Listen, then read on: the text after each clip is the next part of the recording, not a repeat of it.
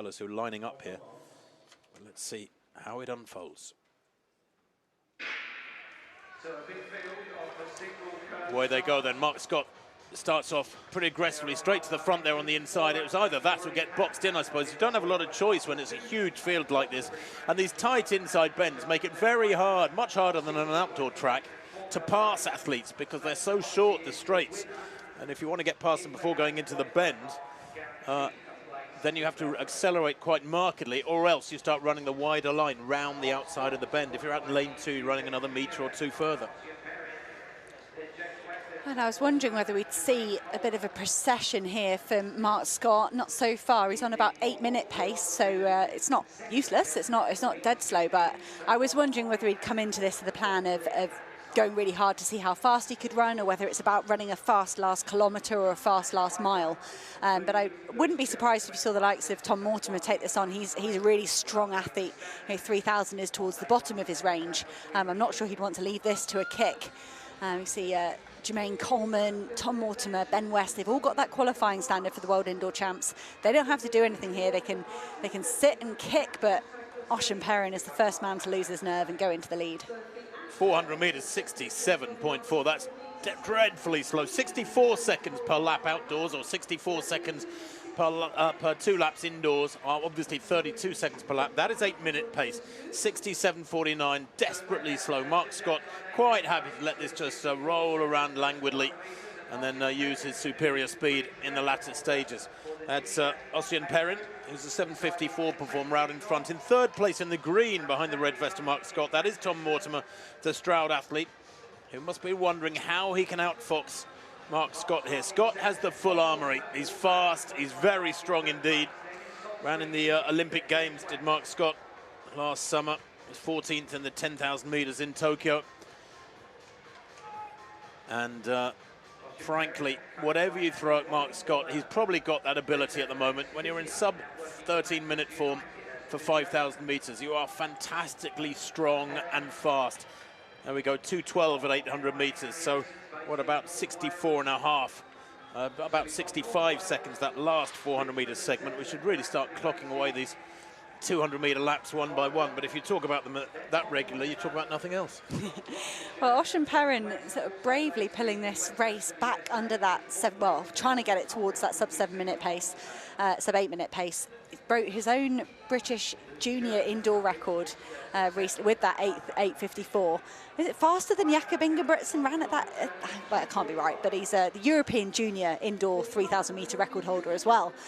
So he's got so much calibre, Ocean Perrin, already at such a young age. And I really enjoy the way he races. It's totally fearless. Well, he's just beginning to roll it along now. 2:45 it was for the first kilometre. That is slow. That is 8:15 pace. But he is beginning to inject a little bit more respectability now to proceedings. And he comes through there, and that's about a 32-second lap, 32 and a half. So he's beginning to drag it down towards 8-minute tempo. But a 2:45 first kilometre puts the writing on the wall. It's going to be a kicker's race if somebody doesn't inject some significant acceleration through this middle kilometre. And as I say that, so Ocean Perrin there in the lead with the ponytail is just beginning to turn the screw a little bit. There is bunching behind him, mind you. It's not quick yet. He is going to come under pressure. You can see Josh Lay making a move. There's a lot of men making moves and then tucking back in. You can see Henry McLucky doing one of those. They want to be further up, but they don't want to lead. And that can sap a lot of energy, sort of surging and then settling. Sol Sweeney's doing a good job at gradually moving himself up. Here you can see Ben West, for the first time, making a concerted move around the outside. He's got a great kick on him. And again, just settling in. None of these men actually want to take the lead. They're happy to leave Ocean Perrin out there to be shot at. Well, let's see what happens. Ocean Perrin leading at the moment. And Mark Scott right on his shoulder, just beginning to drift to the front, almost, I think, because he's getting impatient. It's slowing. Look at that bunching, 3 abreast around these bends. When it's so slow, it doesn't really make much difference if you're running an extra metre or 2 round those bends. But Mark Scott, I think, pretty soon will want to inject some tempo to this. I think what I would do if I was one of those athletes behind Mark Scott here, because it's so slow, Hannah, is come round him, take the lead. What at the moment, they're allowing him to play the Pied Piper. They're dancing to his tune. It's not quick. He's very happy for it to be this slow because he's got a massive turn of speed that he can turn to if he needs to. But I would come round him now and just start making it a little bit more busy for him.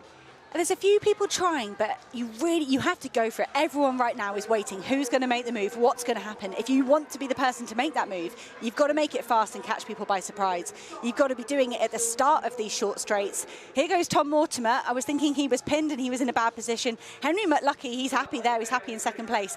But could this be Tom Mortimer trying to assert himself to get past Mark Scott? He's taken Jermaine Coleman with him. But that was the first concerted move that Mark Scott hasn't been able to hold off. And they're through 2 kilometres in 5:29. And for the first time, it's Tom Mortimer. I think he will now start to turn the screw and thin this field out. Well, that second kilometre at 2:43, a little bit quicker, but not really quick enough. 2:45 and then 2:43. And at 2K, it was 5:29.2. It's still, by athletes of this calibre, Mortimer and Scott and even Ossian Perrin and several others, it is desperately slow as they go through there with 4 laps to go, 800 metres to run. Now Mortimer at the front. Scott in the ideal position, really, just tucked in behind Mortimer there in second place, can watch him, bide his time, react to what Mortimer does, and then use that speed of his. Although coming past him there, I think that's Jermaine Coleman, who's a 7:44 performer himself. Coleman perfectly capable of causing an upset here as Mortimer and Coleman hold 1 and 2. Scott now moving wide and a big acceleration from Scott there to go through with 3 laps to go. 6:30.54. We're now back down towards 8-minute tempo if they cover the last 600 in 90. And that's the race-defining move. Mark Scott has really put his foot down. Tom Mortimer can't have been doing enough. There are other athletes coming back into the mix, and Mark Scott's gone, no, enough is enough. And suddenly this group is down to 3 if Ben West can keep himself in contention. All 3 of these athletes have a qualifying time for the World Indoor Championships. You'd say the top 2 in this race will get selected. Can't say that for sure, but I'll say it. But the winner will be automatically qualify. But Jermaine Coleman and Ben West, can they stay on terms with Mark Scott? Who can pick up the gold, silver and bronze medal in this race? Scott then, 300 to run, driving on hard, tucked in behind him. Is he just biding his time? Jermaine Coleman. It's a dangerous situation for Scott because Coleman may have the legs.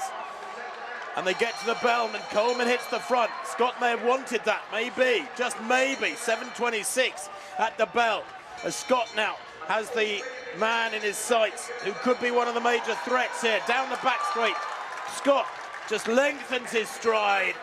He was toying perhaps there with Jermaine Coleman. Little glance over his shoulder on the inside there to make sure things are good. West on the inside in 3rd place, trying to come through for 2nd spot, but Coleman, or rather Mark Scott, takes the win. The 7:53, that final kilometre, 2:24. That's the impressive stat, 2:24.17 for Mark Scott. But he frankly did it almost